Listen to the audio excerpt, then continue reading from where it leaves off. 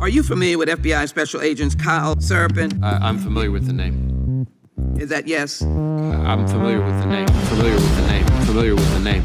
Let's bring in Kyle Seraphin. He's the FBI whistleblower who helped expose government censorship of our First Amendment rights.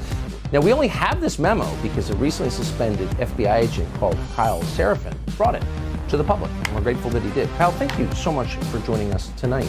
He's the host of something that strangely is called the Kyle Seraphin Show. Kyle Seraphin, I can't thank you enough for speaking out. I knew you guys were out there, and I knew it was just a matter of time, but you got a lot of guts putting your face and your name to this. You're doing a service on behalf of the American people, and from the bottom of my cracked and broken heart sometimes, thank you very much. Take a look behind the curtain with a real whistleblower and American patriot. Prepare to embrace the uncomfortable truth because this program has no time for comforting lies. Here is civil liberties enthusiast, Second Amendment defender, and recovering FBI agent Kyle Seraphin.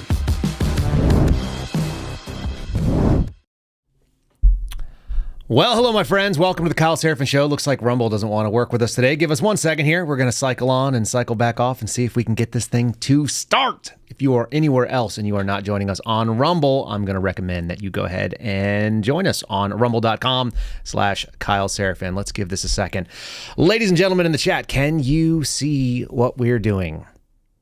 We have just rebooted the Rumble stream. I want some thumbs up in the chat if you guys got us going. Looks like they said it's rolling. Man, I do the same thing every single day. It's always the same. There is no change. There we go. Now we're starting to see you all. Good to go. Hey, folks. Welcome to the Kyle Seraphin Show. Today is Tuesday, March the 26th. And we're rolling live on rumble.com/Kyle Seraphin. We are rolling live on Twitter X. We are rolling live on Facebook and on YouTube. If you're on YouTube and you are sick of all the ads, which happen every 60 seconds, all you got to do is click on the link that I've added in the description. You can click on the link and you can roll straight on over to our Rumble channel and you can see what we're doing. I'm watching this chat go nuts right now for all of you. Apparently, Bongino had some issues yesterday. Rumble continues to be an interesting experience. That's the exact right way to do it. Experience is exactly the way we would call it. If you have not already given us a like, make sure you do. If you have not subscribed, make sure you do that as well. And we appreciate you guys being there. I want to go ahead and say thanks to the sponsors that we have that keep this program running. And then we are going to get deep into some strangeness that's going on. Here we go. Number one, my friends over at Catholic Vote, if you are not getting the loop, please do. Go to CatholicVote.org. Again, CatholicVote.org. And you can sign up for The Loop right there. The Loop is an outstanding news aggregator service. It is going to bring you all of the top stories of the day. Better than the AP, better than Reuters, better than any of these other wire services. They're going to give you a mix of conservative and sort of not conservative news. They're going to give it from a good take. And they're just going to present you with some facts from Daily Caller, from Daily Wire, from CBS, from CNN, from the New York Times, and so on and so forth. You can go to CatholicVote.org and get that email. Again, it's called The Loop. And if you don't want to sign up for it, if you're that kind of person, you just want to visit, go to CatholicVote.org/loop, and you can get a kind of a preview. You get a look of what it looks like. You can follow them on social media at Catholic Vote. That's their handle everywhere you look. Let's also do our little ad for our friends over at 4 Patriots. Folks, we're just seeing now some chaos, absolute chaos happening in the port of Baltimore. If you're worried about food shortages, if you're worried about things not going well in this country, and you want to give yourself a hedge against that uncertainty, I recommend you prepare with emergency food. You can do so at 4, patriots.com/Kyle. Again, patriots.com/Kyle. That will take you to our landing page. The targeted idea, they talk about the rule of threes when you go to survival school. And the rule of threes essentially tells you what you can and cannot survive with. You can actually survive for about 3 weeks without food, 3 days without water, so on and so forth. There's all these different threes. But 3 months is kind of a sweet spot. 90 days worth of being able to see what's going on around you. You can get 90 days worth of emergency food. It has something like 700 plus individual servings of calories for you and your family, and you guys can get that from 4patriots.com/Kyle. If you go in there, scroll down a little ways, and you will get to an opportunity to add that to a cart and give yourself just a little bit of breathing room. if crazy things happen, like, I don't know, a boat goes drifting into a bridge that you would normally commute on, the 695, and takes out a major U.S. port, stops it cold. Everything that's there is going to be stuck until they can pull all these trestles out. We're going to talk about that. We're going to talk about a pop star. What is he? A pop star? R&B? What do you want to call him? Hip hop? In Sean Puffy Combs, known as Diddy. He's got some issues going on today. That's kind of strange. Let's jump right into it. And we'll start with this weird search warrant story. Do we know anything about this? I keep getting these tags on social media. Hey, Kyle, can you tell us what happened with P. Diddy? Why did HSI go and raid his house? I don't know. I don't have access to the case file. We're going to exercise a little bit of the Bongino rule here, but let's read what is being reported locally, because it's been a crazy last 24 hours. This story is coming from ABC 7 local news. It says Homeland Security ranges the Holmby home associated with Diddy's film company. Homeland Security agents on Monday raided a Holmby mansion associated with rap mogul, I guess rap mogul, hip hop mogul, whatever, Sean Diddy Combs. Is he not going by Puff Daddy anymore? I got to tell you, folks, I never liked any of his music. I don't care about it. Here's what I think is important. They believe that this raid was somehow associated with a federal sex trafficking investigation based out of New York. Okay. There was also apparently a similar raid that happened in Miami. Now, this one was in the Los Angeles area, down the street from the Playboy Mansion. All right. You're seeing on the screen kind of an overhead shot of a bunch of agents coming in Bearcats. This is where we're at today. This is the state of affairs in America. We are now taking people who are very, very well known. His net worth is close to $1 billion, or maybe even north of $1 billion. And then they're going to say, okay, well, we've got to bring in a Bearcat. Why? Because billionaires are going to try to shoot it out with the cops?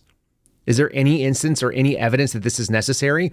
Or are we doing the shock and awe treatment right now, where we are specifically doing punishment through process?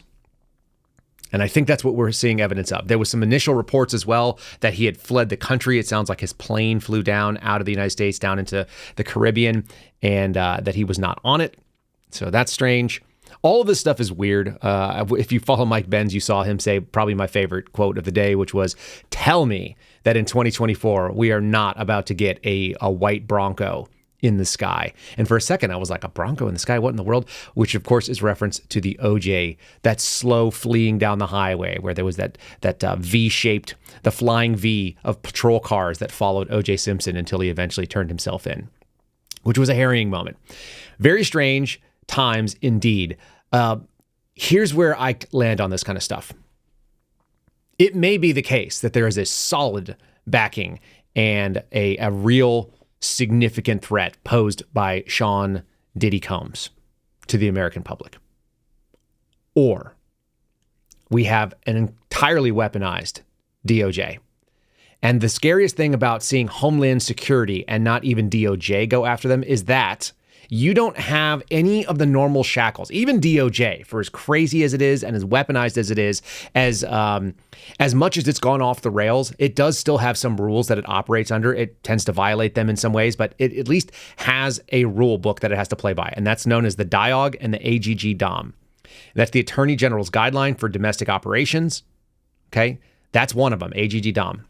The other is the DIOG, which is the Domestic Investigations Operations Guide. Those two are sort of slowing down the complete insanity of what FBI and ATF and the Marshal Service can get involved with. It actually is a playbook and tells them what they can and cannot do. HSI, Homeland Security Investigations, under DHS, doesn't have those. They can still bring cases for prosecution to DOJ, but they don't answer to DOJ. And that's where I get really shaky about it. People ask me why this. Look, if there's an international trafficking situation and HSI is the investigating agency, okay, fine. But I don't understand why we're seeing on the screen here that there's at least 2 Bearcats full of tactical guys. I know there's a lot of places to clear, but this is as dumb to me as clearing President Trump's mansion at Mar-a-Lago, sending a bunch of FBI SWAT guys and probably the HRT is what we heard, the Hostage Rescue Team, which is the FBI's Tier 1 counter-terrorism division. So why are we sending these people to go after very public figures who are very publicly available, who have everything they have invested in this country? All of their money is going here. Could he run off and disappear in another country? I suppose so. Is that going to be a big miscarriage of justice? Probably not. I mean, all of his resources are here. The U.S. government has the ability to tie those up. So what flight risk does this person actually represent? And even if he got away, I mean, the other interesting thing is that Brianna Morello, whose show I was on yesterday, and if you guys want to check on Rumble, you can check her out. We were discussing things that were happening at Parkland and some of the propaganda mission that was going on. The crazy thing to me is that she said she had friends that actually worked for him, that interned him as young, pretty females back when she was in high school and college.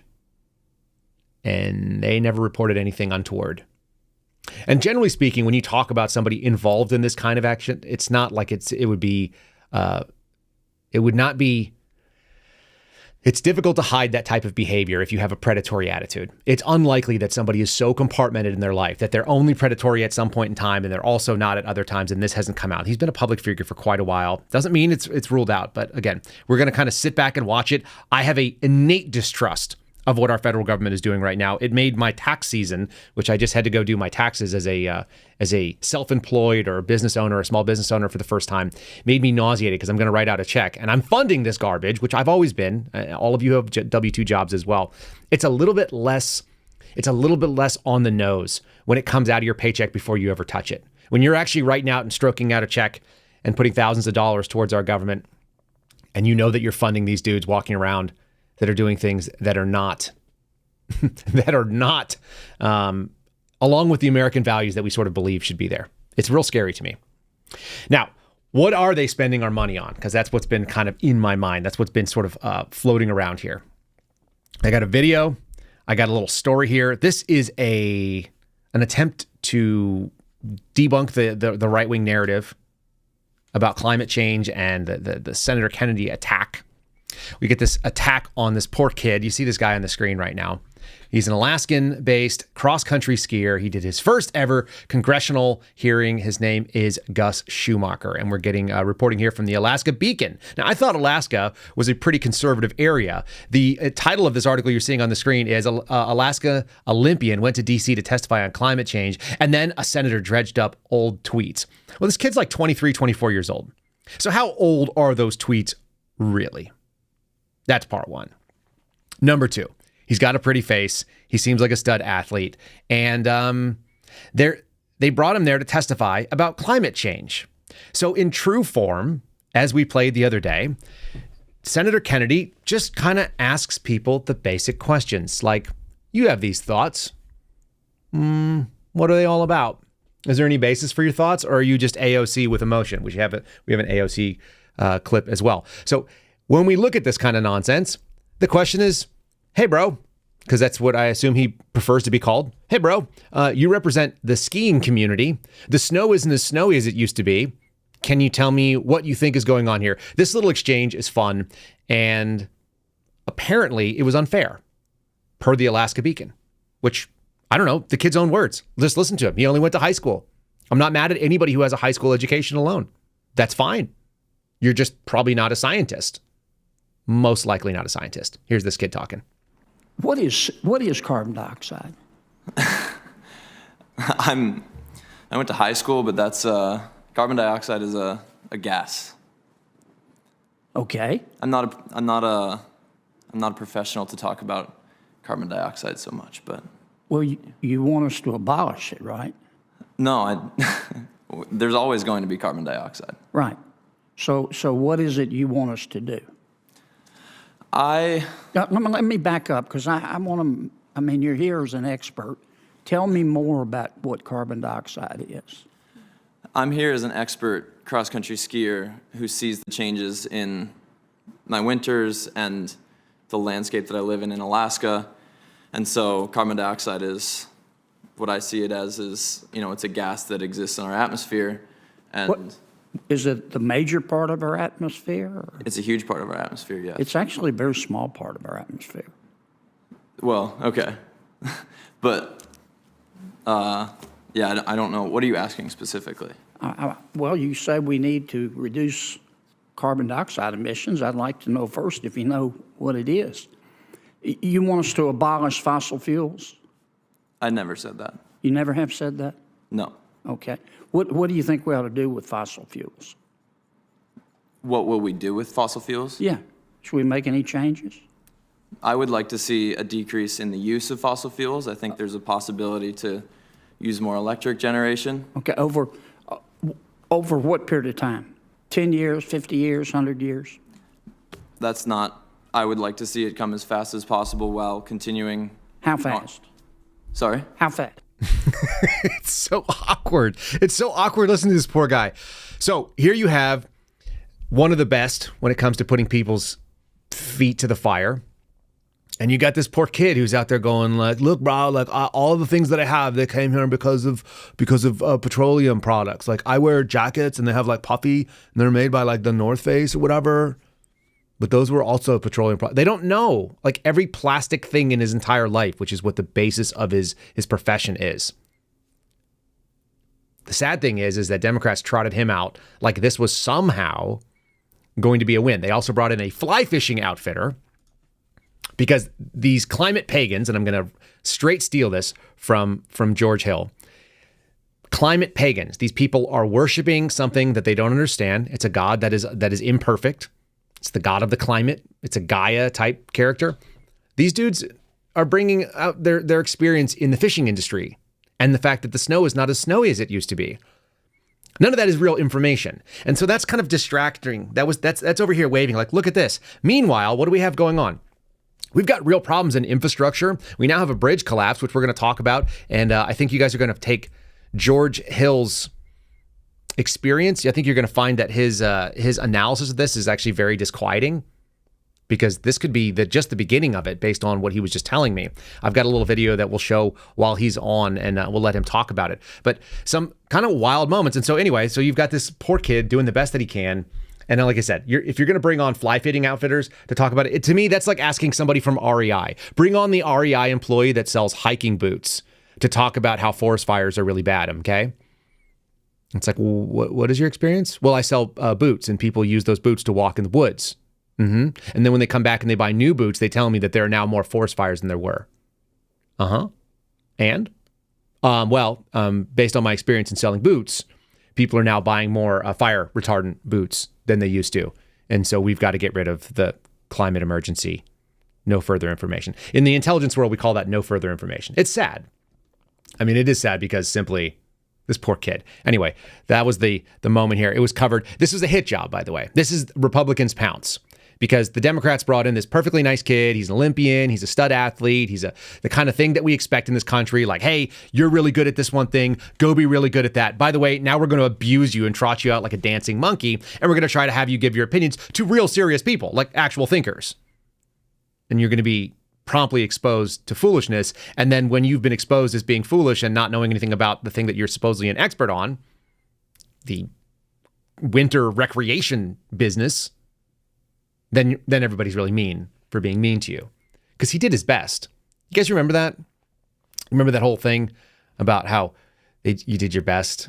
It's like, the results actually matter too.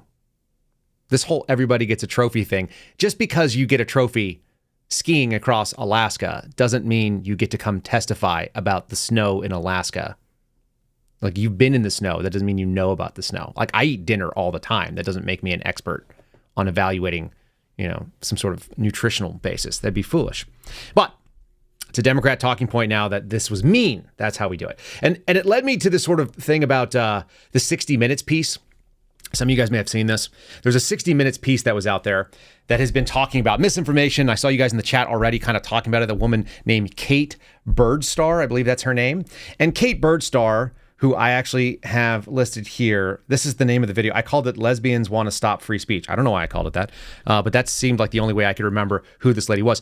This is 60 Minutes covering how really bad it is that people are not listening to experts. There are experts on fake information, which seems really wild. You remember like that lady that sang the Mary Poppins song? There are experts out there that are going to tell you how to think. And if you're going to think on your own without the experts, it's basically like driving without a seatbelt. It's really dangerous for you to go out there and think on your own. That's why we have experts, folks. Starbird, Birdstar, I don't know what I said. Here she is. Let's listen to a little bit of this interview. I'm going to give you kind of a take of it. Then I want to go show you what CNN did because they tried to cover down on this, which is quite funny. Kate Starbird says the social media platforms also often ignored the researchers' suggestions.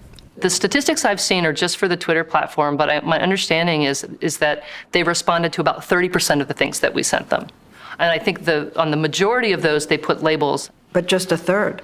But just a third, yeah. And do you suspect that Facebook was the same? Oh, yeah. Kate Starbird says the social media platform... Okay, that's the repeat. They only censored like a third of the speech that we recommended that they censor. How weird. And then you go and so people are like, hey, by the way, you have no right to censor anybody's speech. And I don't know why, but there's like sort of this trend in the last couple of days that I've seen of women who are attempting to look like men. She has a male haircut. She's wearing masculine clothes. She's not masculine, obviously a woman, but not an attractive one and not one that's trying to be feminine in any way, has kind of embraced this androgyny or this attempt to sort of blur the lines, not winning. This is the best part for me. And I'm going to show you why. This is a CBS who doubled down on this. This is from 60 Minutes Overtime on their website. Look at this. It's an entire article on how pre-bunking misinformation works. Now, if you're watching on the video version of this, you're immediately going to see what? A picture. Normally, that would be the picture that was associated with the article. They actually had a video pre-roll on there, and it was a piece of this particular interview that I just showed you. But here's what's really fun. The pre-roll advertisement for that video, which I normally have to sit through and then I screenshot for you and then I put it on the screen. The pre-roll was brought to you by Pfizer, where you can learn more about vaccine options. And you can book a shot at schedulecovidvax.com. Yeah, Pfizer is sponsoring this pre-bunking situation. There's a lady out there and she's jogging and she's got a Band-Aid on her left arm and she's got myocarditis and she can no longer do things that she used to be. Is that just misinformation? I don't know what it is. Anyway, it's very fun. This 60 Minutes interview reports about the ongoing debate over social media companies, including Meta, X, Google, moderate harmful content, false medical information, and hate speech. Again, remember, this article is brought to you by Pfizer. It's so good. It's so on the nose. It's so straight in your face. You can't even hide it. So, 60 Minutes spoke to a couple of different people. They talked to someone called Sander van der Linden, a professor of social psychology and the director of the Social Decision-Making Laboratory at Cambridge University. I think you have to call it a laboratory when it's actually outside the U.S. If it's in Cambridge, you have to call it a laboratory. And van der Linden did research on how people interact with misleading or false information on social media and why they end up believing things that are either half true or completely false. Yeah, so we have confirmation biases. Someone gives us information that says, P. Diddy left the country, and then they show a picture of the jet on, on a thing, and you go, oh my God, he left the country, he's fleeing, he's guilty, or you go, oh my God, thinks that everything's corrupt and he won't get a fair trial, he's fleeing. And then it turns out the fact is that he's not fleeing at all. He's hanging out in Miami. That's okay. Okay, you can have false information. The thing is that the government has no role in this. And that's where these people are really upset. The censors are trying so desperately. They so much want you to believe only the approved truth.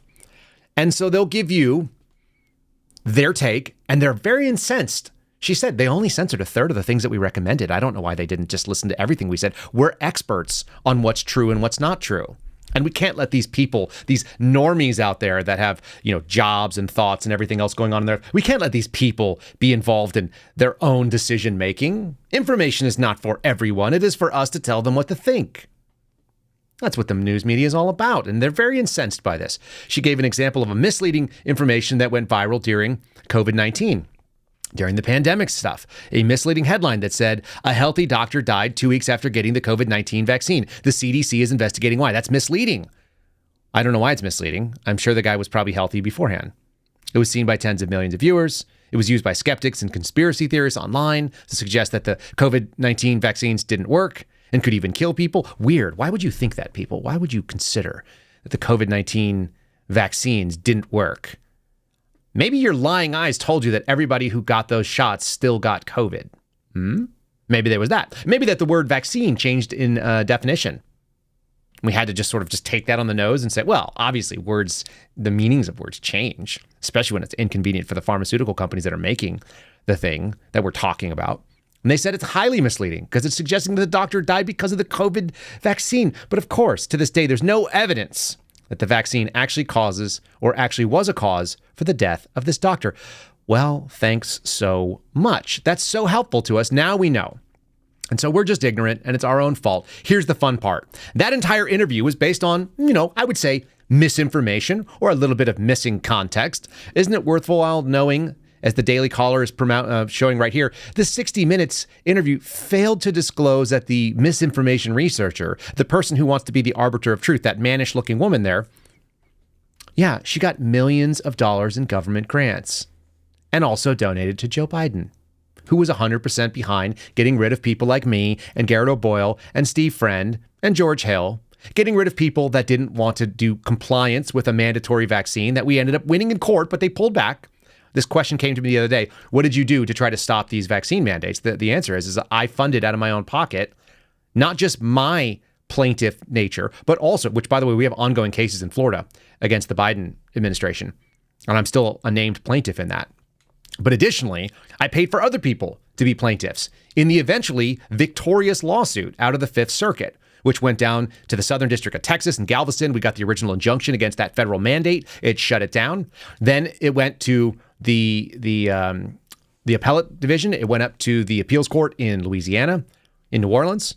And we had 3 different rulings there. We had an initial judge that was favorable. Then we had a 3-panel judge that said no, and they removed the injunction. Then we had an en banc panel that was basically just shy of the Supreme Court that said, yeah, we think that you have a lot of merit in your case. And what happened next? The Biden administration withdrew their mandate because we won.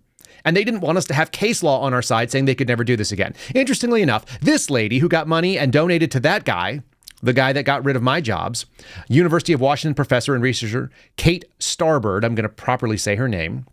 She was featured on 60 Minutes and was talking about misinformation proliferating on social media. This is her big thing. And then she spearheaded a project that the National Science Foundation gave a $2.25 million grant to. And she cooperated with the Department of Homeland Security, the same kind of people that are investigating Diddy Combs. And they just got to put out the narrative that they want. And she was also on the advisory committee for CISA, the people that want to police your thoughts, that think that your mind is part of the cognitive infrastructure and that the government has some role in regulating what goes into your eyes and into your ears, what you read and what you hear. They think that that's part of their infrastructure that they have to protect. That gray matter between your ears actually is government infrastructure if you listen to CISA, which Tracy Beans did a great job reporting on. So that's what we're talking about right here. The misinformation researchers failed to say that they might have had a conflict of interest, that they were somehow involved in government censorship simply because the government funds what they do. Isn't that something? It's kind of wild. I don't understand how we can sit here and take these people seriously. They want to be taken seriously. All they continue to do. I saw Chuck Todd on Twitter last night saying these people, and they're talking about people that are, pro-Trump. These people are looking for us to voice information when they've been, trying to attack our credibility for years. Homie, Chuck Todd, Leslie Stahl, all these types. Let's be real serious right now for 1 second. Nobody needed to undermine your credibility. You did it to yourself. This is a self-inflicted wound, and it is fatal, I think, to the mainstream media. There's no chance that they come back from this sort of thing. It doesn't mean that people will not be listening to them for ages. They kept saying that radio was going to die. The reason that radio doesn't die is because 1, there's a massive diversity of opinions that are out there on radio. 2, it is highly localized and it touches people where they are. And 3, it's instantaneous and it happens right now. For all of the multimedia feeds that we have right now, you're dealing with this maybe in a podcast format. Maybe you downloaded it. Maybe you're streaming it live with me right now, like the audience is on Rumble or over on X. Maybe you're seeing it in a recording that comes on with all the video elements. You can see this, this sort of PowerPoint presentation, this glorified PowerPoint that we do as we show up articles and there's video and there's little graphics and things like that. And I can show you some video clips. But all of that stuff still has not been able to terminate simple spoken word of people saying things that are eminently true to them, right near them. That's just how it works. The truth will always cut. That signal of accuracy will always slice through the noise of confusion. All right. I'm going to kind of pivot from this nonsense because even though it's very fun and I enjoyed it, we're going to talk about a couple things. Let me start with this. Let me just start by saying something about my buddies over at Patriot Coolers. Then we're going to bring on George Hill, and I want to introduce a topic before he gets on. Lest anyone think that he is breaking a confidentiality agreement that he has with the U.S. government, I want to make sure that we show that this is open source information that is available right now, that has been reported on going at least for the last couple weeks in the public sphere. And I think it's relevant to the story that we're going to deal with, talking about this bridge collapse, which, by the way, was a boat hitting a bridge. I'm saying that irreverently, obviously. It was a big container ship. But first, let's say a little thank you to my buddies over at Patriot Coolers. If you guys do not have a Patriot Cooler, if you are in the market for Patriot Cooler, that just means you're looking for a tumbler that says something pro-America on it and you want to support the Kyle Seraphin Show. And we're 100% behind it. We got Rose in the chat already dropping in there. It's patriotcoolers.com. Again, patriotcoolers.com. You must use the promo code Kyle, K-Y-L-E. The promo code is my name, as I am always attempting to get them to use. And everybody so far has not had anyone else using the promo code Kyle. I think we're the first Kyle that pops up if you search Kyle on Apple right now, on the podcast app. In any case, promo code Kyle will get you 10% off at Patriot Coolers, whether you're looking for a hard-sided cooler, whether you're looking for a new backpack to carry your lunch to work, and you want to carry a water bottle in there. They've got canteens, little water carrier. They've got the hot and cold tumblers, which can be used for coffee and so on and so forth. They've got big jugs. We're coming into the summer right now. You might want one of their 32 ounce or their 64 ounces or the 1 gallon kind of moving around. I've got one sitting over here. It's actually holding my door open at the moment. But check out patriotcoolers.com. Again, promo code Kyle, save 10% off, and it's free shipping over $50. So any of the big items or 2 of the smaller ones, and you'll get that option. All right. Let's put this article on the screen. Let's talk about the Chinese, and then we're going to get George Hill on the phone. So what you're seeing on the screen right now from the Wall Street Journal, this is coming from Lisa Lin, March 7th of this year. Article entitled, China Intensifies Push to Quote-Unquote Delete America from Its Technology. A directive known as Document 79 ramps up Beijing's effort to replace U.S. technology with homegrown initiatives. George and I talked about this earlier today. I wanted to make sure that we could source it openly so we can talk about it. For American tech companies in China, the writing is on the wall. It's also in paper on a document called 79. In 2022, Chinese government directives expands a drive that is muscling U.S. technology out of the country. Some refer to it as Delete A, standing for Delete America. Document 79 was so sensitive that high-ranking officials and executives were only shown the order and were not allowed to make copies, said people who are familiar with the matter. So there you go. It requires state-owned companies in finance, energy, and other sectors to replace foreign software in all of their IT systems by 2027. American tech giants have long thrived in China, where they have hardwired the country's meteoric rise with computers and operating systems and software and so on. And Chinese leaders want to sever that relationship and are driven by a push for self-sufficiency. We're going to talk about what that application and why you would need self-sufficiency is. I'm going to get George on the line right now. So George, if you're listening, I will be calling you shortly. And let's just do a little video of what we can expect or what we just saw. Here's some aerial footage of the results of this crash in Baltimore.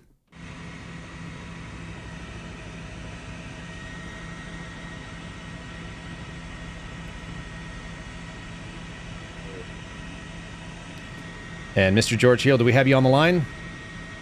I'm here. How are you? I am doing quite well. I'm now showing a little bit of aerial footage of this boat, which looks pretty crazy. Oh, yeah. All right, let's see if we can cut over to my split screen here. All right, so Mr. George Hill, welcome to the program again. Good to talk to you again, bud. Glad to hear. Thanks, Kyle. You're sounding tired. Did you have a good workout in the gym? Today was bye day. Interesting. All right, that's what's going on. Hold on, buddy. Yeah. I'm going to have to call George back. For whatever reason, that didn't decide to work. So give me a second here, folks. Let me get George on the line.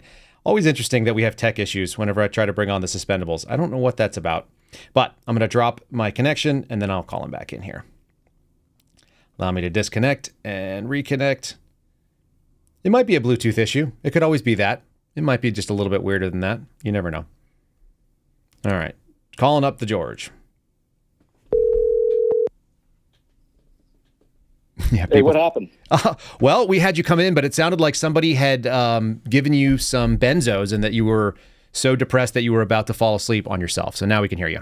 No, man, I had a great workout this morning. I turned a anaerobic workout into a combination anaerobic so I could make this call. You just did double time? Pretty much.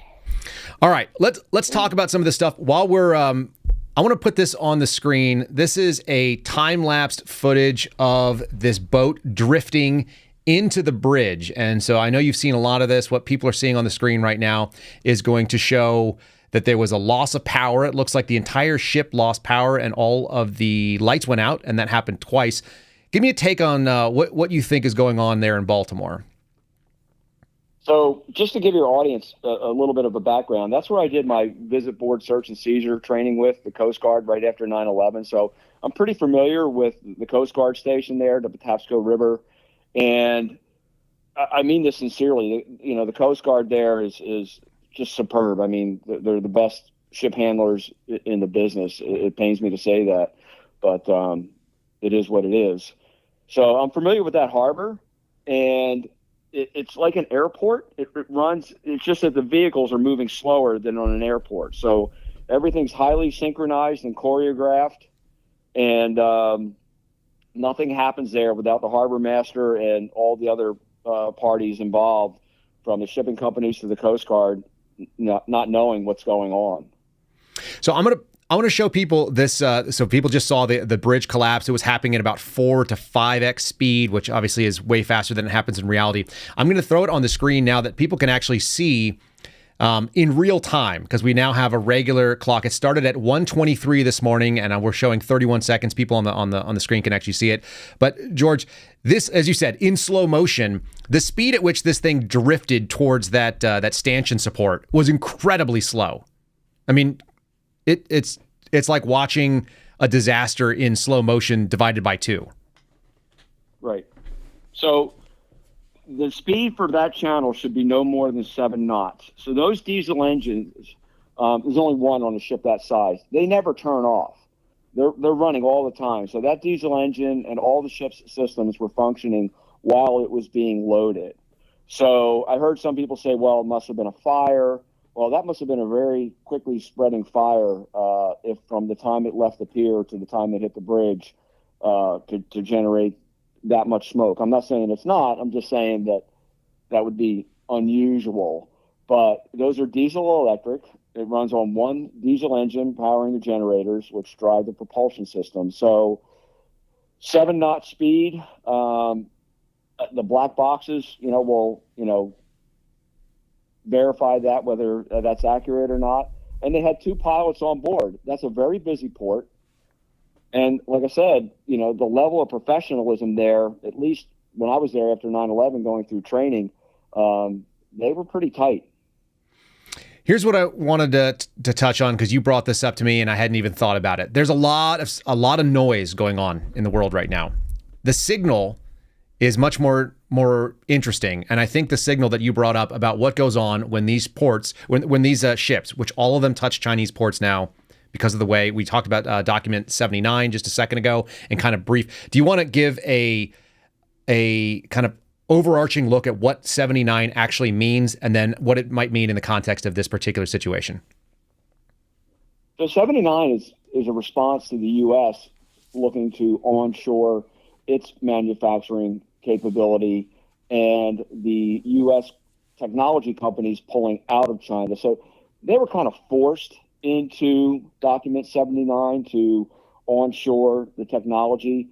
But unlike the United States, they cannot onshore everything necessary to be self-sufficient. They're the world's largest importer of food and petroleum products. Now, they have taken steps to correct that, to gain control of the SLOC, the strategic lines of communication, namely the shipping lines around the Straits of Malacca.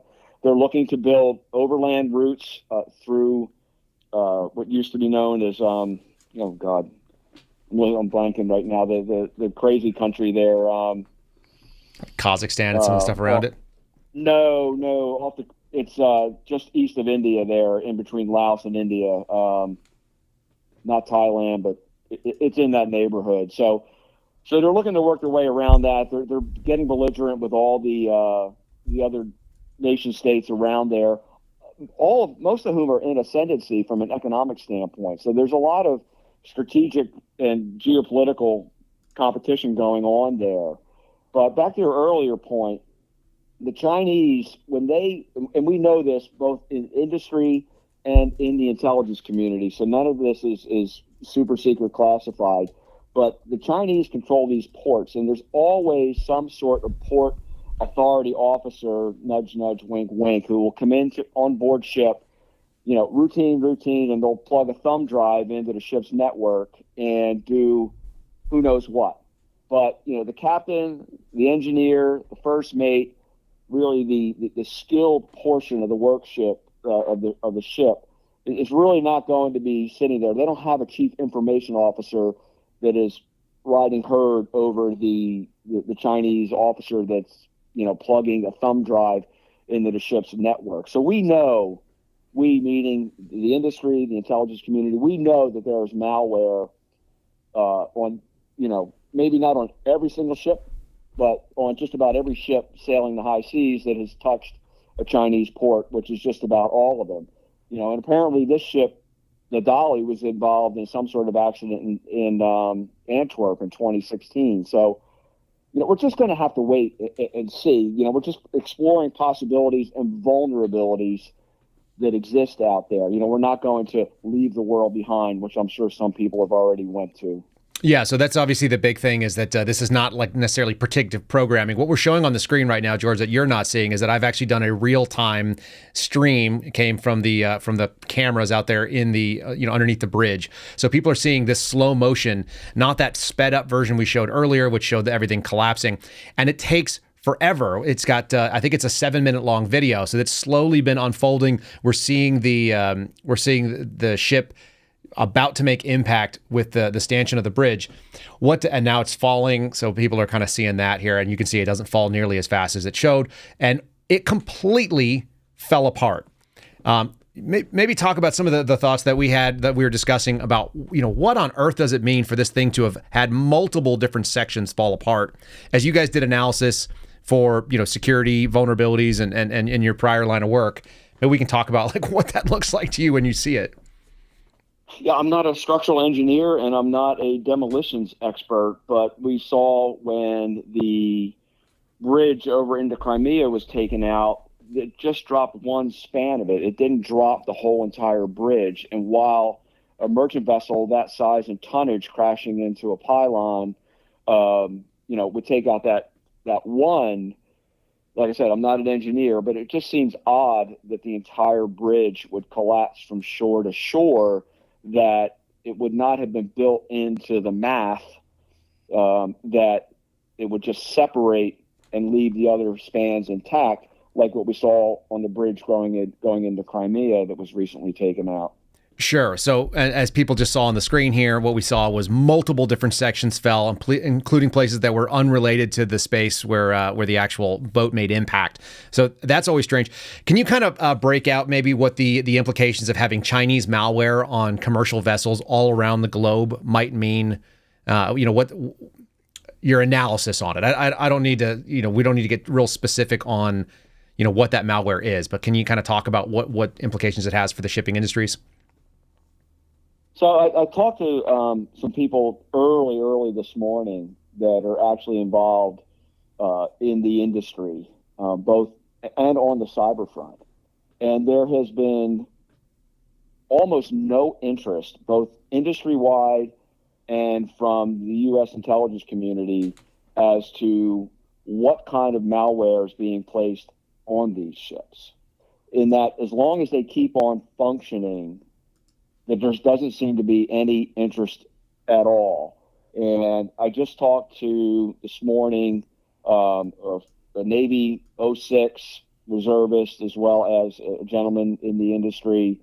I've talked to others in the industry as well. And there just seems to be a general overall lack of interest as to what kind of malware is going on to these shipboard networks. Like I said, they don't have a chief information officer. They don't have a CSO on ship. Primarily, all is what we have been concerned about as a nation is the physical security within the ports that these ships visit. And right after 9/11, that was my focus as part of the Office of Naval Intelligence, what they call the Cluster Harness Program. So there's been no attention paid to the cyber component of these ships. And I'll give you a good example where it actually worked to our advantage. We, the FBI, in conjunction with some other entities, did a vulnerability analysis on the liquid natural gas coming into the port of Boston, and we found no vulnerabilities because it was all analog. They were all Windows, DOS systems, people communicating via walkie-talkie and cell phone. And so while cyber is convenient and helpful, it also is a tremendous vulnerability. Yeah, a lot of this stuff is so antiquated. A lot of our infrastructure, not just the shipping industry, I think, but also, our power grids and our water, these things are run on old systems. I know I've made reference to it, but things like COBOL are the programming languages, like really ancient stuff that has been used since the 50s and 60s because nobody's, updated them, or they're running on some hobbled together, Windows 98 computer, that kind of stuff, which is kind of wild. Can you zoom out a little bit and take some of your military experience and give us kind of a perspective on what it might mean to this port? You guys had ports in Boston. You had the harbor there. What does it mean to block a port, like strategically? Maybe in a not specifically in a counterterrorism type sense, but maybe in a strategic movement by another country, if there was any goals with that. Yeah. So before I start that, let's be clear. We're not talking about that. Nobody's saying on this show that this was an attack by a nation state or some terrorist organization or the Houthis. So let's be clear on that. Let's just get out of the way from the tinfoil hat crowd. But I actually do this in my wargaming class for the graduate level course I teach, which is take down a couple of ports. And as soon as you do that, you institute panic buying, which clears the shelves, because we went away from warehouses beginning in the 70s when computers became ubiquitous and we went to just-in-time inventory management. So basically, the whole entire global supply chain is demand initiated. And there are sophisticated algorithms out there so that when you do your point-of-sale purchase at the Wawa or the Cumberland Farms or wherever you go, it triggers things on down the line, all the way to Shanghai, China, but it's all done electronically within seconds. So once you shut down a couple of key ports, that's all interrupted. And then if you shut down, more than just one or two, then people start losing their collective minds and you can't buy toilet paper anymore at Costco. We're talking about essentially that you're going to put strain and pressure, because right now, not just the port or the port of Baltimore is shut down, but we've also basically seen that they're going to have 695 is down, which is a major route for heavy trucks going in and out, crossing that area. They're going to have to go around. They're going to have to route through Baltimore or around Baltimore, and I have to assume that's going to affect all these things. When you do these sort of supply chain interruptions, what do your students, and for folks' awareness, George Hill also is an adjunct professor and teaches this sort of stuff at a college level. What do your students generally think, what do they leap to as far as solutions to these problems?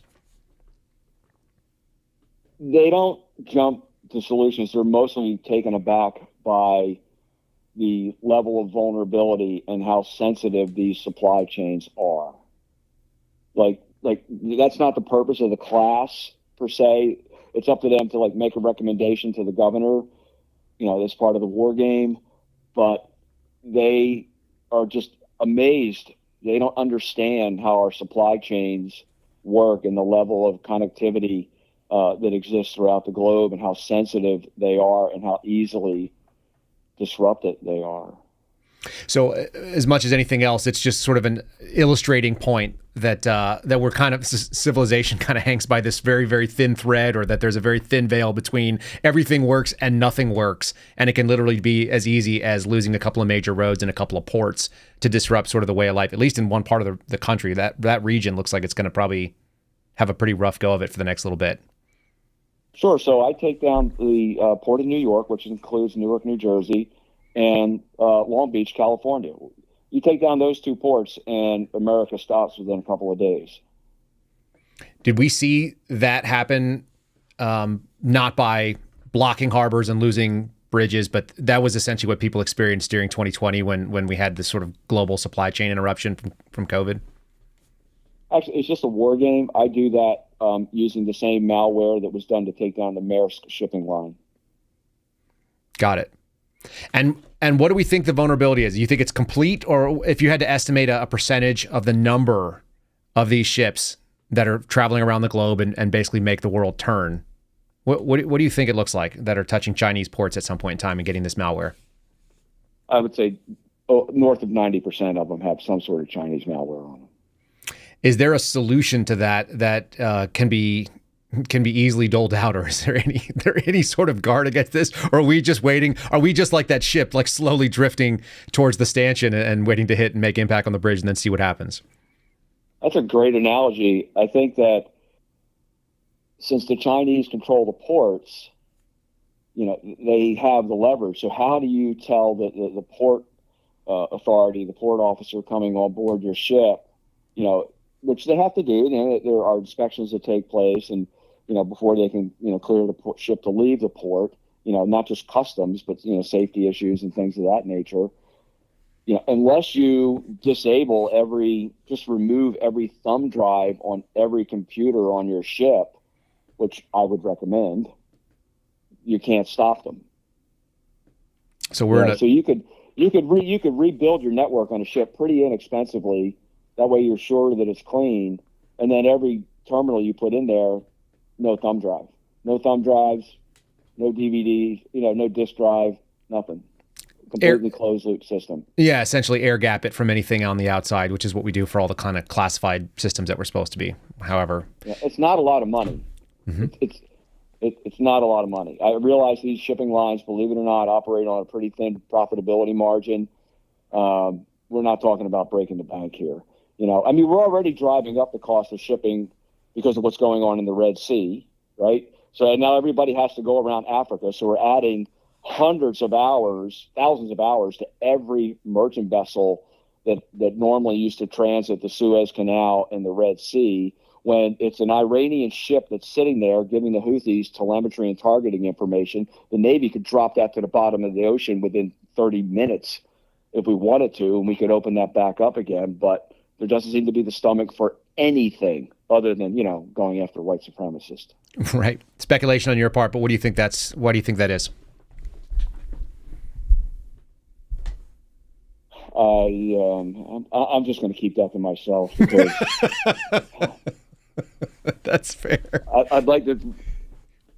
I'll leave that for private conversations. But I think I can make a convincing argument that it's happening. Okay. There doesn't seem to be a lot of focus on the really big things. We're $34 trillion in debt. I should be driving on black ribbons of asphalt with not a single pothole, and we shouldn't be looking at a crumbling infrastructure when we're that much in debt. Yet we have the money to take on 10 million illegals in this country, feed, house, and clothe them, providing with life coaches, diapers, cribs. Just stop it. I promised people that they would get some salty chief takes, some salty senior chief takes, and you have not disappointed on that one. I want to play probably your favorite politician in America. I've got a little clip of AOC here. You should be able to hear it. The video is irrelevant other than you can see AOC speaking. But I want to play a couple of back-to-back clips, and then I want to get your read on them because the language is important. You just brought up the nature of going after white supremacists and the opportunity cost that we have because we obviously only have a limited amount of resources.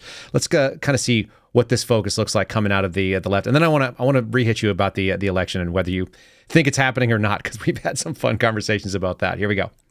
What do you say to an independent voter or an average voter who looks at what's going on with Donald Trump? You have his assets might be seized tomorrow.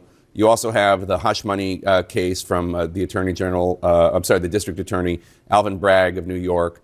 You also have the Georgia case about election interference. You also have the special counsel investigation on election interference. You also have the classified documents case down in Florida. That's 5 cases. And to a voter, what do you say to a voter who says, well, that doesn't look like he's being treated equally before the law. That looks like somebody that the government is going after. Has there ever been a president, Republican or Democrat, that has been subject to this level of criminal charges, indictments, and investigations? This is not about party. This is not about politics. This is about corruption and criminality. We're talking about an individual who ordered essentially a terrorist attack on the Capitol of the United States in order to retain power. That is not about being a Republican. It is not about being a Democrat. It's about being an unethical and individual who is subject and prone to criminality. And unfortunately, this is the state that we're in. And George, you're a counterterrorism expert. Can you put January 6th into the stratosphere of terrorism events that you've seen in your life? A yawn. Where does that rank on a scale of 1 to 10? Is that down near the 1? It's barely pushing a 1. I mean, this is just silly, and they won't let it go. They've started with this narrative the very next day with Stephen D'Antuono, and I can't remember some of the other clowns' names off the top of my head, but they started pushing this, and they won't let go because that's all they've got. Well, we heard this too. I thought this was an interesting little piece, and for some reason I put these together in my mind. These are not clips that were coordinated as far as I can tell. However, this is Joe Biden standing next to Nancy Pelosi, who looks like a wax cutout of Nancy Pelosi, but it's actually the real thing, and Barack Obama, who apparently is co-signing on this message. This is the virile president that is not taking action against Iranian targeting ships that are ruining our shipping canals, and the guy who's been touting his infrastructure bills and his great success. This is kind of an interesting kind of take to add on top of that. Meanwhile, Donald Trump is about the past and serving himself. This is the guy who doesn't care about science and reason. Remember, during the pandemic, Donald Trump told us to inject ourselves with bleach. He said there's nothing to worry about if you do that. Now Trump keeps telling us he's going to terminate the ACA. Think about what that means. It would mean 100 million Americans with pre-existing conditions would lose their health care coverage. It would mean young people would be kicked off their parents' coverage. Tens of millions of Americans will lose health care coverage as a consequence of all that. He wants to get rid of the power of Medicare to negotiate lower prescription drug prices, driving up cost of insulin back to $400 instead of $35 for seniors. And Trump recently said Social Security and Medicare, quote, there's a lot you can do in terms of cutting, end of quote. Right on cue, 180 House Republicans just proposed a budget that would raise Social Security age, retirement age. All right, that's all I could listen to. Sorry about that. That's got to cut off. You ever hear anybody say that this guy is only focused on the past and then just sit and focus on the past? Is that what are we doing here, George? Well, Barack Obama did it for 8 years. He blamed everything during his administration on George Bush. Mm-hmm. Just go back and listen to the audio tapes. Go back and watch the videos. Everything was George Bush's fault. It's like dealing with a bunch of 5-year-olds. Like nothing's their fault. Nothing. That's interesting. My 6-year-old does that right now. Anything that, even when she's caught in a complete lie, that we know she's the only person who could have done it, she will stick to it. But if it's anything good, obviously it was all her. It is. It's like it's grade school mentality to only claim victories and never take responsibility. Accountability is the hallmark of an adult. Accountability and responsibility, accepting responsibility for your actions, and then making adjustments, going forward. But if you never accept responsibility, you can't make adjustments going forward. Sage words. Not wrong. You got any predictions on whether or not we're having an election in November? Does that seem like it's on track right now based on what your sober analysis looks like? I'm leaning towards either no election in November or an election that no one would recognize as your standard U.S. election. In other words, some sort of coast-to-coast crisis where we have to have mail-in balloting because it's the only way to protect the U.S. population and protect our democracy. So there's nothing in history to indicate that any group in power, has ever just willfully given back power until George Washington did it. And that has been the hallmark of our country for almost 250 years. And apparently we've crossed, no pun intended, that bridge. And we're not going to do that anymore. And we're not going to give up power, because the only party that can protect your abortion rights are the Democrats. And they're not going to willfully give it up. It's so interesting. That's the last story that I will cover, and I'll do it while I say goodbye to you. But I did have a story about abortion, and I don't know why we keep fixating on the same things, but it does seem like the weirdest focus for this party. It has nothing to do with the so-called working class, that they seem to be interested in getting their votes, but not in actually taking care of, basic stuff. And you're right. This George Washington was a singular event in history, and I feel like FDR was the one who decided that they were done with that, and maybe that's when the country kind of started dramatically turning. There's an awful lot of evidence that shows that was kind of one of those major watershed moments for the changeover in the executive, where we started electing kings, I guess. Just a quick closing remark. Don't leave the world behind. It's the only one we have. It's the only country we have. Fight like you're the third monkey on getting on the ark, and it's raining like hell. I love it. Thanks, George. You're a good man. Thanks for jumping on with me last minute and short notice. Take care. All right, buddy. Bye. All right, so George Hill, you guys can follow him at Senior Chief EXW. That's Echo X-Ray Whiskey EXW, Senior Chief EXW on X Twitter. And if you want to follow him on True Social, it's a little harder, but it's Jarhead George, all spelled out. Always a sober voice in there. People kind of give George sort of short shrift on the Suspendables thing, and I don't like it, because George is one of the members of my brain trust. When I have serious questions that require real analysis by people who have a lot of deep and capable worldly experience, I go to George. He's got hundreds and hundreds of DOD interrogations, and that's something that's of value to me. He's got several decades in the intelligence world, both in the kind of kinetic operation end and also in the strategic and analytical end, which is a little further removed from the battle space or further removed from the operational end, where he was looking over it. And he has a really interesting take on all this kind of stuff. I love that. I think George would share this with me. I love America, but that's only because I love Americans. I don't love the American government. I never did. And that's the reason why I went to go work for the government. I think those of us that have been in the Suspendables category, we all looked around and said, if not us, we're like, the opportunity cost of us not taking this job is letting somebody who doesn't love the people of this country take it. The joke was, when I had my badge and my gun taken in April of 2022, one of my buddies called me up and he said, they took your badge and they gave it to a tranny. And isn't that the truth? And then we actually found out that they were actually transgender type FBI agents that were getting through the academy, and some of them had showed up at my old office. All of this kind of nonsense is out there. Let me cover this last little story here, which I found to be telling.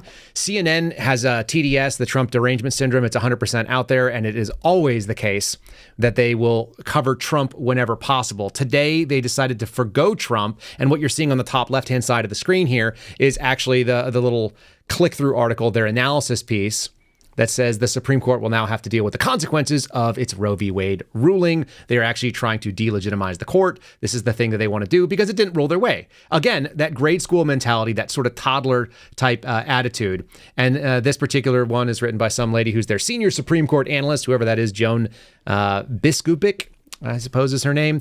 It says, when the Supreme Court overturned Roe v. Wade, the floodgates opened for abortion-related lawsuits. And yes, of course, there are a number of people, a number of states that have voted based on the fact that the states were given back the power to do it, to ban abortion more or less outright, which is the right of the states per the Supreme Court. But they don't like that. They wanted a federalized solution. And so now they've got cases in Alabama talking about in vitro and a bunch of other things. There's an interesting story that popped up in conservative news that showed a man who was paying a surrogate to adopt a baby without any other partners, and was also advertising that he was going to be creating child pornography with this yet unborn child, showing outfits, saying that he preferred sex with children that were in single-digit ages. Like, there's some really awful people in the world. And I don't think the federal solution is going to solve this, because they're not in every state and they're not every level.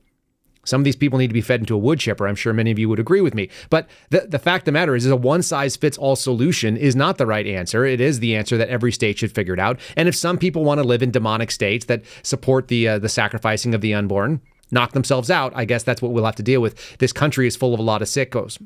And if you don't want to live in that, if you want to live in a state that has freedom and has gun rights that are not going to be infringed upon, according to the way the Constitution is written, then maybe you live in those. It's unfortunate that we see people that are victims of this as they try to find out what that middle ground is. And the story that we talked about yesterday of Dexter Taylor in New York, like, look, being a gun owner in New York is like being an endangered species. And there's the constant pressure for something to kill you. Like, you have massive amounts of predatory instincts coming in from the state government and the local government. It's very difficult to sort of navigate that narrow space. But for whatever reason, you've got this leftist media that is out there celebrating the same groups that were 100% behind Bill Clinton, that were talking about how the safe, legal, and rare was the right answer. And then now we got this. I got a couple other things because we'll touch 702 tomorrow. There's a really good clip that was running around of Lisa Monaco that I want to touch, and I don't think I can actually connect it today. I will show you, since this just dropped, this Tucker interview with Tulsi Gabbard. I'm going to show you a quick little thing of Tulsi Gabbard saying something that sounds really good to you all. I bet you all feel this way. And then I want you to think, is someone just confirming your biases? Or is there some actual information here or some inside baseball? Because I don't think it is. Here's Tucker on X, or Tucker, I think the Tucker encounter with Tulsi Gabbard. Just a little short clip. Hillary Clinton and Barack Obama are not in office right now, but they still continue to wield immense power in influencing the decisions that are being made. So can I just sort of sidebar, but I think relevant, interesting.